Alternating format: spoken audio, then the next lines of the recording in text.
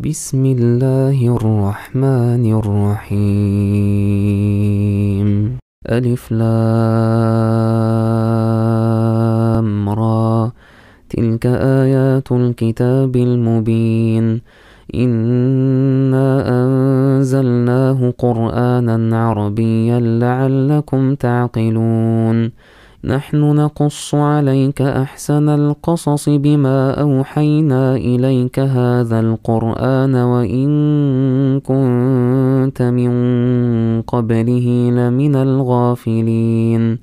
إذ قال يوسف لأبيه يا أبت إني رأيت 11 كوكبا والشمس والقمر رأيتهم لي ساجدين.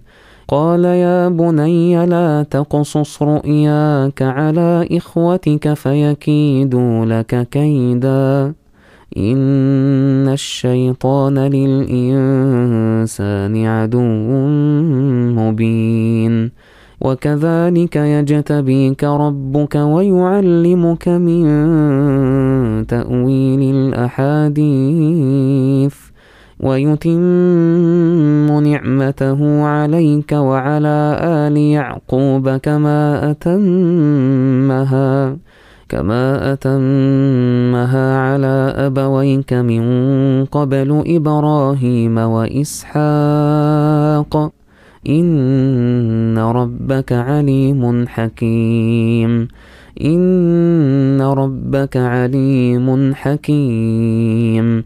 لقد كان في يوسف وإخوته آيات للسائلين، إذ قالوا ليوسف وأخوه أحب إلى أبينا منا ونحن عصبة إن أبانا لفي ضلال مبين. اقتلوا يوسف أو اطرحوه أرضا يخل لكم وجه أبيكم وتكونوا من بعده قوما صالحين. قال قائل منهم لا تقتلوا يوسف وألقوه في غيابة الجب يلتقطه بعض السيارة إن كنتم فاعلين. قالوا يا أبانا ما لك لا تأمنا على يوسف وإنا له لناصحون. أرسله معنا غدا يرتع ويلعب وإنا له لحافظون. قال إني ليحزنني أن تذهبوا به وأخاف أن يأكله الذئب وأنتم عنه غافلون. قالوا لئن أكله الذئب ونحن عصبة إنا إذا لخاسرون. فلما ذهبوا به وأجمعوا أن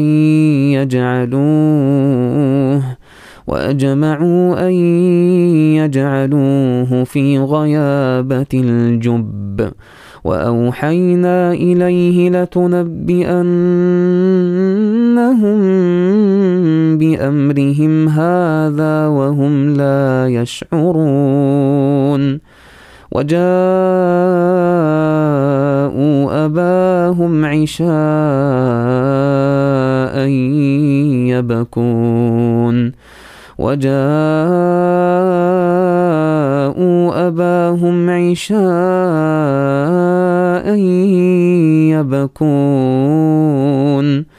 قالوا يا أبانا إنا ذهبنا نستبق وتركنا يوسف عند متاعنا فأكله الذئب وما أنت بمؤمن لنا ولو كنا صادقين. وجاءوا على قميصه بدم كذب قال بل سولت لكم أنفسكم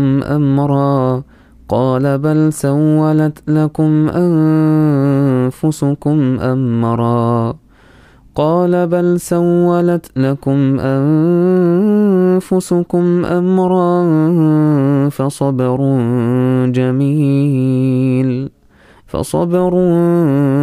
جميل والله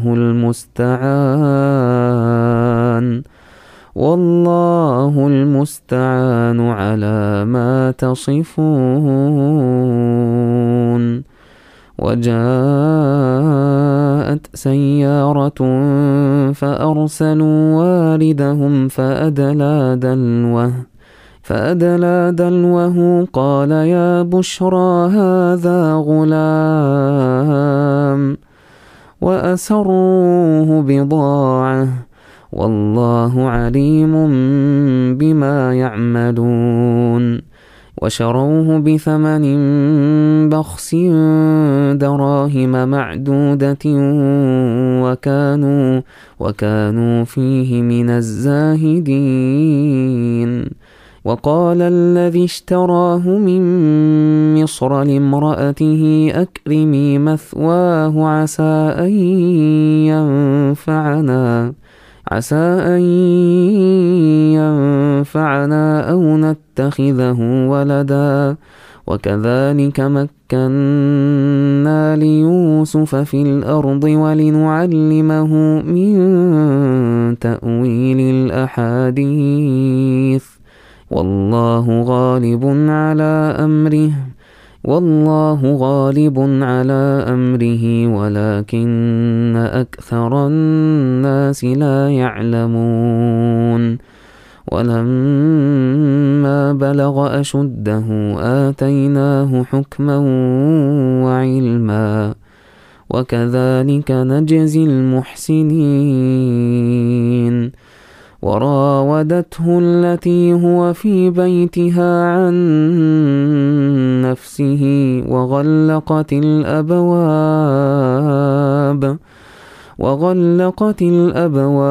وقالت هيت لك قال معاذ الله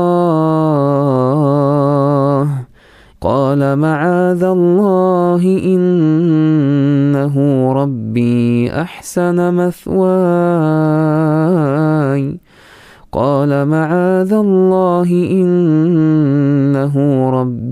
أحسن مثواي إنه لا يفلح الظالمون. ولقد همت به وهم بها لولا أن رأى برهان ربه كذلك لنصرف عنه السوء والفحشاء إنه من عبادنا المخلصين. واستبق الباب وقدت قميصه من دبر وألف يا سيدها لدى الباب. قالت ما جزاء من أراد بأهلك سوءا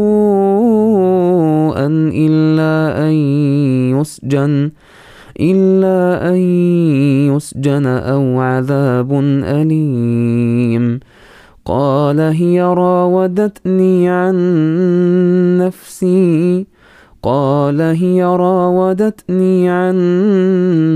نفسي وشهد شاهد من أهلها إن كان قميصه قد من قبل فصدقت وهو من الكاذبين وإن كان قميصه قد من دبر فكذبت وهو من الصادقين. فلما رأى قميصه قد من دبر قال إنه من كيدكن إن كيدكن عظيم. يوسف أعرض عن هذا واستغفري لذنبك إنك كنت من الخاطئين.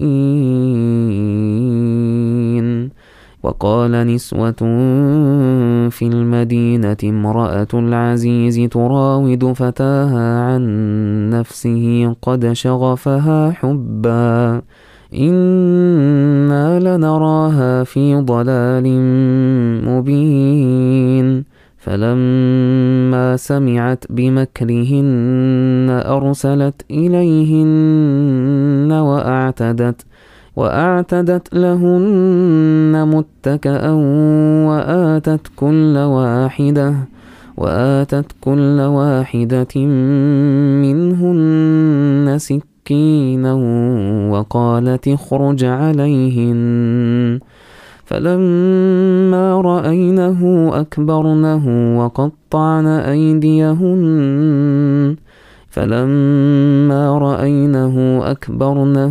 وقطعن أيديهن وقلن حاش لله ما هذا بشرا إن هذا إلا ملك كريم.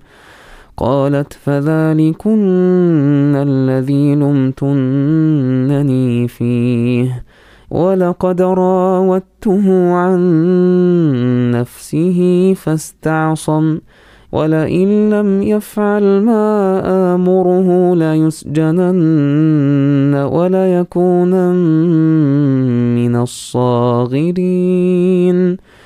قال رب السجن أحب إلي مما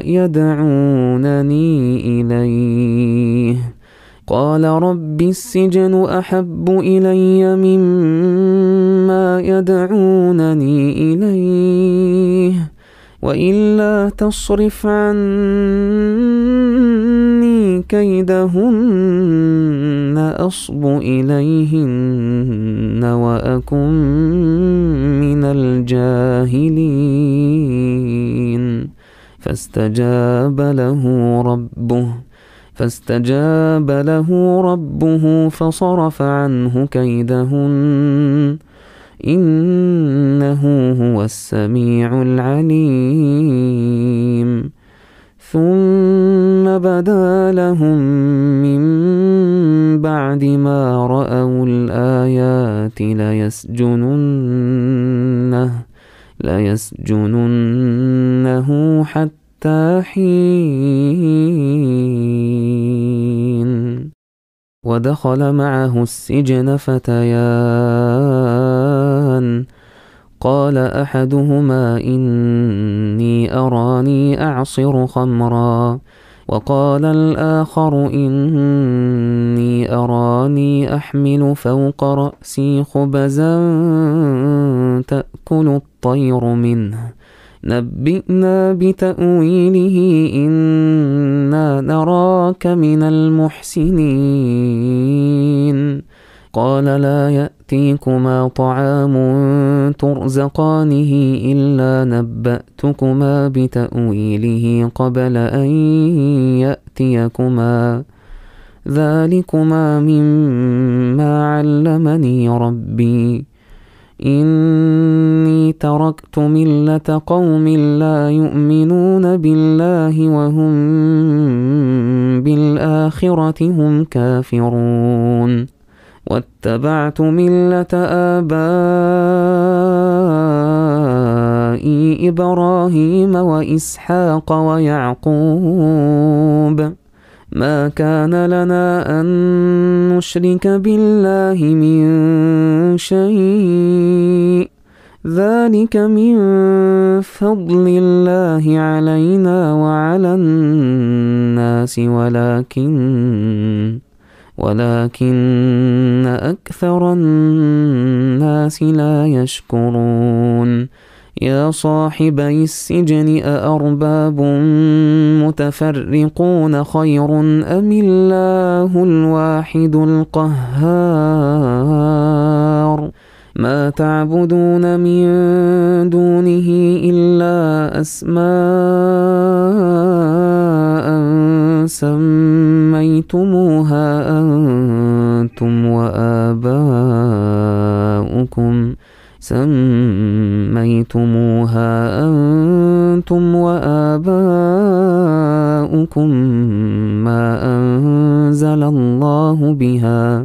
ما أنزل الله بها من سلطان إن الحكم إلا لله أمر ألا تعبدوا إلا إياه ذلك الدين القيم ولكن أكثر الناس لا يعلمون يا صاحبي السجن أما أحدكما فيسقي ربه خمرا وأما الآخر فيصلب فتأكل الطير من رأسه قضي الأمر الذي فيه تستفتيان وقال للذي ظن أنه ناج منهما اذكرني عند ربك فأنساه الشيطان ذكر ربه فلبث في السجن 10 سنين وقال الملك إني أرى 7 بقرات سمان يأكلهن 7 عجاف و7 سنبلات خضر وأخر يابسات يا أيها الملأ أفتوني في رؤياي إن كنتم للرؤيا تعبرون قالوا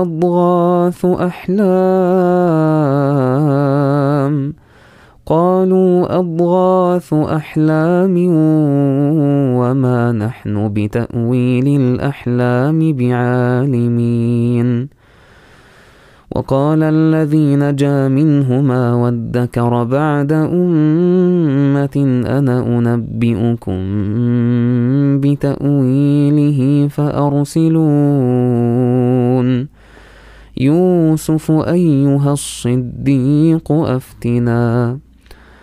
يوسف أيها الصديق أفتنا في 7 بقرات سمان يأكلهن 7 عجاف و7 سنبلات خضر وأخر يابسات لعلي أرجع إلى الناس لعلهم يعلمون قال تزرعون 7 سنين دأبا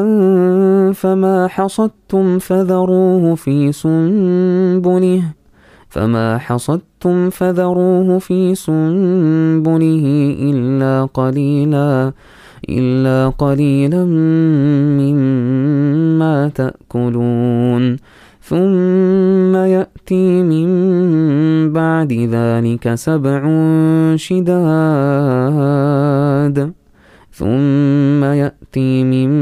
بعد ذلك 7 شداد يأكلن ما قدمتم لهن إلا قليلا مما تحصنون ثم يأتي من بعد بعد ذلك عام فيه يغاث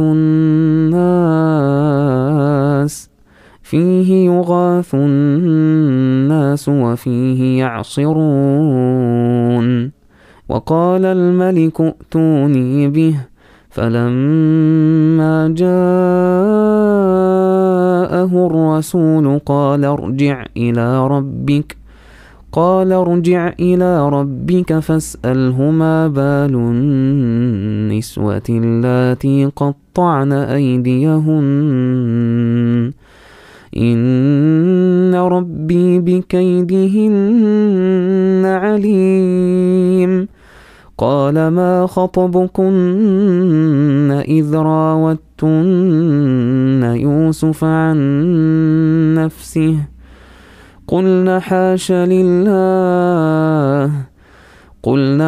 لله ما علمنا عليه من سوء.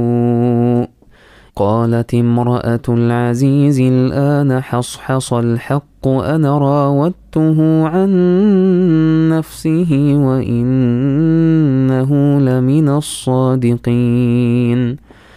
ذلك ليعلم أني لم أخنه بالغيب وأن الله لا يهدي كيد الخائنين. ذلك ليعلم أني لم أخنه بالغيب وأن الله لا يهدي كيد الخائنين. وما أبرئ نفسي إن النفس لأمارة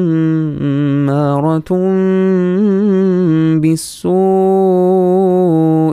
إلا ما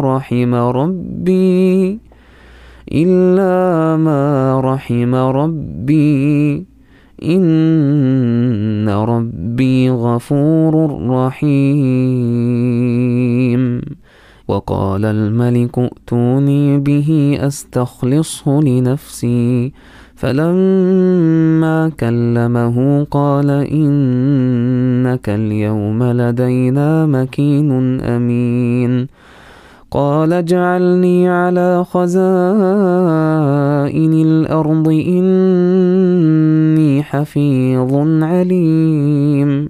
وكذلك مكنا ليوسف في الأرض يتبوأ منها حيث يشاء نصيب برحمتنا من نشاء ولا نضيع أجر المحسنين.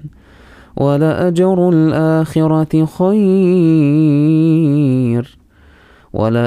الآخرة خير للذين آمنوا وكانوا يتقون. وجاء إخوة يوسف فدخلوا عليه فعرفهم وهم له منكرون. ولما جهزهم بجهازهم قال ائتوني بأخ لكم من أبيكم ألا ترون أني أوفي الكيل وأنا خير المنزلين. فإن لم تأتوني به فلا كيل لكم عندي ولا تقربون. قالوا سنراود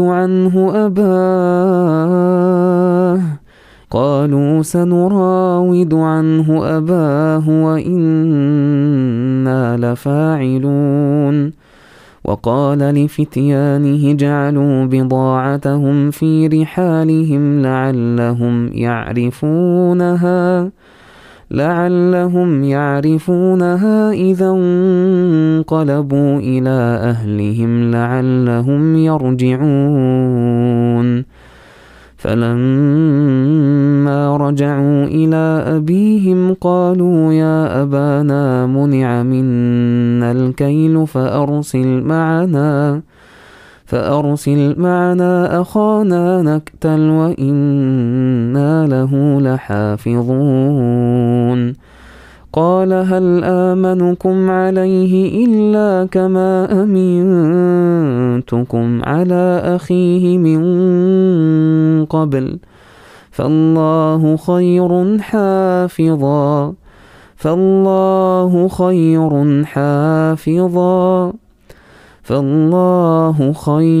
حافظا وهو أرحم الراحمين. ولما فتحوا متاعهم وجدوا بضاعتهم ردت إليهم قالوا يا أبانا ما نبغي هذه بضاعتنا ردت إلينا ونمير أهلنا ونحفظ أخانا ونزداد كيل بعير ذلك كيل يسير. قال لن أرسله معكم حتى تؤتون موثقا من الله لتأتونني به إلا أن يحاط بكم. فلما آتوه موثقهم قال الله على ما نقول وكيل. وقال يا بني لا تدخلوا من باب واحد وادخلوا من أبواب متفرقة وما أغني عنكم من الله من شيء إن الحكم إلا لله عليه توكلت وعليه فليتوكل المتوكلون. ولما دخلوا من حيث أمرهم أبوهم ما كان يغني عنهم من الله من شيء إلا حاجة في نفس يعقوب قضاها وإنه لذو علم لما علمناه ولكن أكثر الناس لا يعلمون. ولما دخلوا على يوسف آوى إليه أخاه قال إني أنا أخوك فلا تبتئس بما كانوا يعملون. فلما جهزهم بجهازهم جعل السقاية في رحل أخيه ثم أذن مؤذن أيتها العير إنكم لسارقون. قالوا وأقبلوا عليهم ماذا تفقدون قالوا نفقد صواع الملك ولمن جاء به حمل بعير وأنا به زعيم. قالوا تالله لقد علمتم ما جئنا لنفسد في الأرض وما كنا سارقين. قالوا فما جزاؤه إن كنتم كاذبين. قالوا جزاؤه من وجد في رحله فهو جزاؤه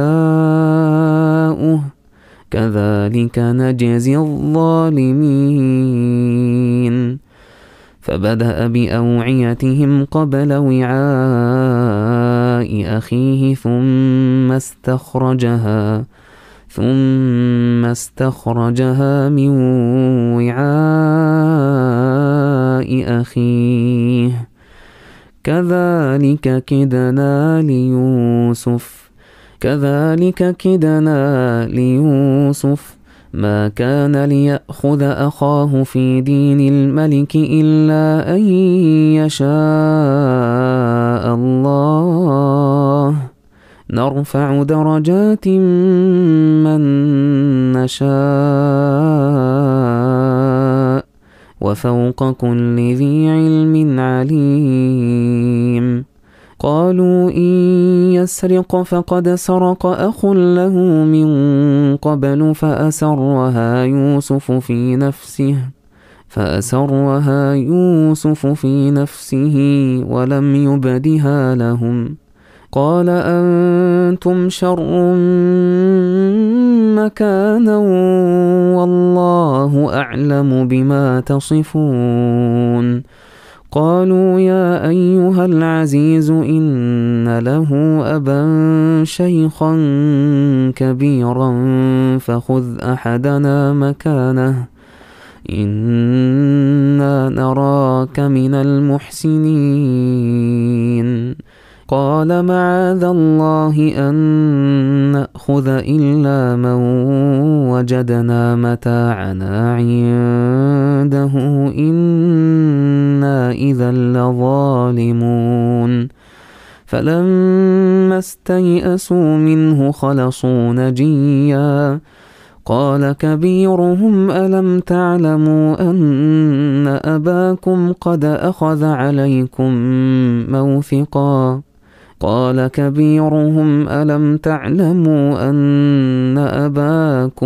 أخذ عليكم موثقا من الله ومن قبل ما فرطتم في يوسف فلن أبرح الأرض حتى يأذن لي أبي أو يحكم الله لي وهو خير الحاكمين.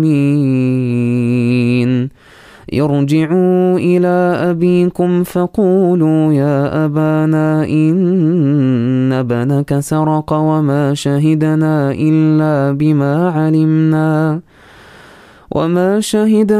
إلا بما علمنا وما كنا للغيب حافظين. واسأل القرية التي كنا فيها والعير التي أقبلنا فيها وإنا لصادقون. قال بل سولت لكم أنفسكم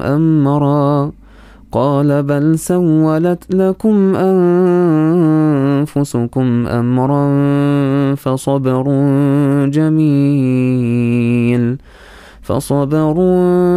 جميل عسى الله أن يأتيني بهم جميعا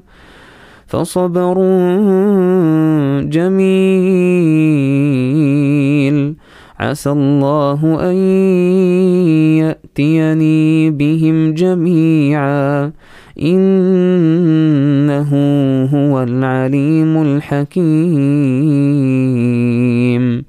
وتولى عنهم وقال يا أسفا على يوسف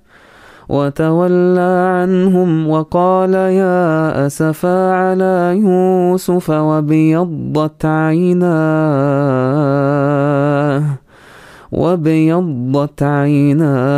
من الحزن فهو كظيم. قالوا تالله تفتأ تذكر يوسف حتى تكون حرضا أو تكون من الهالكين.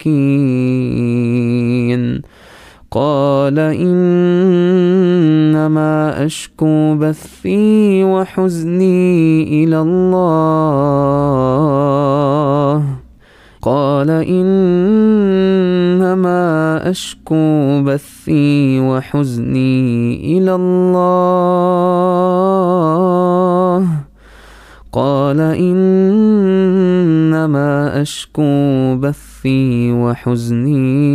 الله وأعلم من الله وأعلم من الله ما لا تعلمون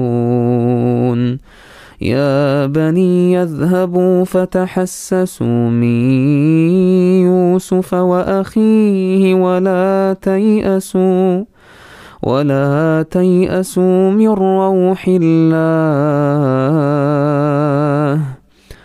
ولا تيأسوا من روح الله إنه لا ييأس من روح الله إلا القوم الكافرون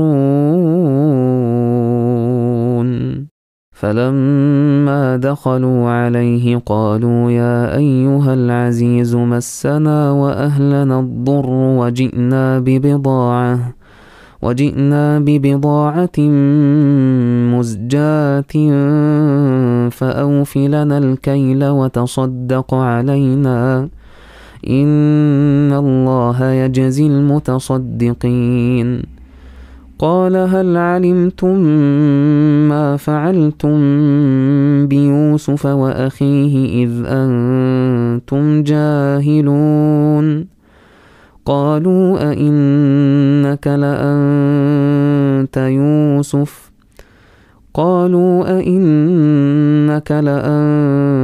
يوسف قال أنا يوسف وهذا أخي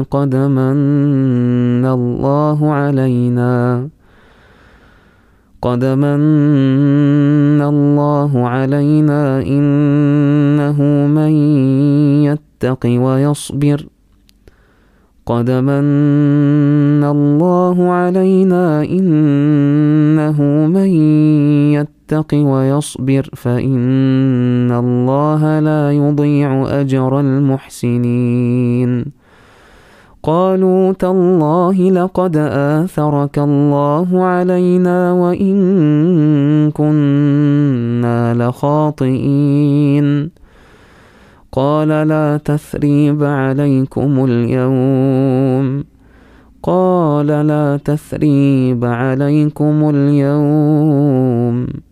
قال لا تثريب عليكم اليوم يغفر الله لكم وهو أرحم الراحمين اذهبوا بقميصي هذا فألقوه على وجه أبي يأت بصيرا وأتوني بأهلكم أجمعين ولما فصلت العير قال أبوهم إني لأجد ريح يوسف لولا أن تفندون قالوا تالله إنك لفي ضلالك القديم فلما أن جاء البشير ألقاه على وجهه فارتد بصيرا قال ألم أقل لكم إني أعلم من الله ما لا تعلمون قالوا يا أبانا استغفر لنا ذنوبنا إنا كنا خاطئين قال سوف أستغفر لكم ربي إنه هو الغفور الرحيم فلما دخلوا على يوسف آوى إليه أبويه وقال ادخلوا مصر إن شاء الله آمنين ورفع أبويه على العرش وخروا له سجدا وقال يا أبت هذا تأويل رؤياي من قبل قد جعلها ربي حقا وقد أحسن بي إذ أخرجني من السجن وجاء بكم من البدو من بعد أن نزغ الشيطان بيني وبين إخوتي إن ربي لطيف لما يشاء إن ربي لطيف لما يشاء إنه هو العليم الحكيم إن ربي لطيف لما يشاء إنه هو العليم الحكيم رب قد آتيتني من الملك وعلمتني من تأويل الأحاديث فاطر السماوات والأرض أنت وليي في الدنيا والآخرة توفني مسلما وألحقني بالصالحين ذلك من أنباء الغيب نوحيه إليك وما كنت لديهم إذ أجمعوا أمرهم وهم يمكرون وما أكثر الناس ولو حرصت بمؤمنين وما تسألهم عليه من أجر إن هو إلا ذكر للعالمين وكأين من آية في السماوات والأرض يمرون عليها وهم عنها معرضون وما يؤمن أكثرهم بالله إلا وهم مشركون أفأمنوا أن تأتيهم غاشية من عذاب الله أو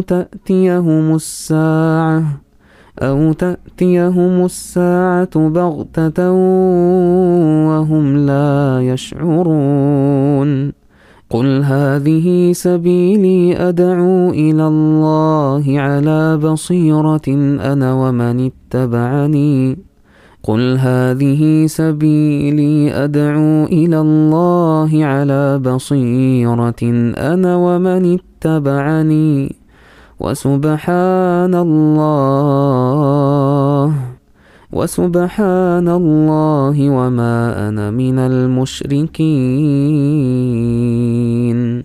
وما أرسلنا من قبلك إلا رجالا نوحي إليهم من أهل القرى أفلم يسيروا في الأرض فينظروا كيف كان عاقبة الذين من قبلهم ولدار الآخرة خير للذين اتقوا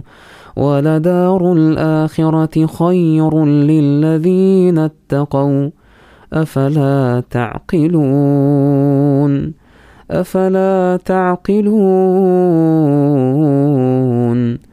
حتى إذا استيأس الرسل وظنوا أنهم قد كذبوا جاءهم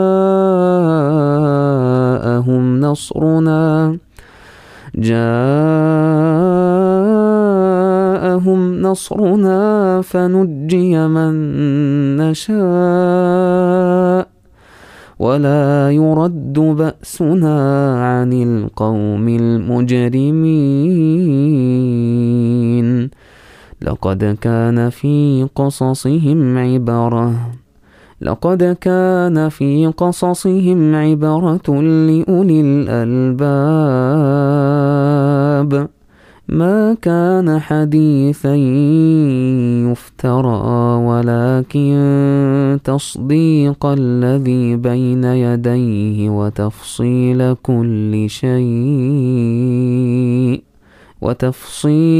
كل شيء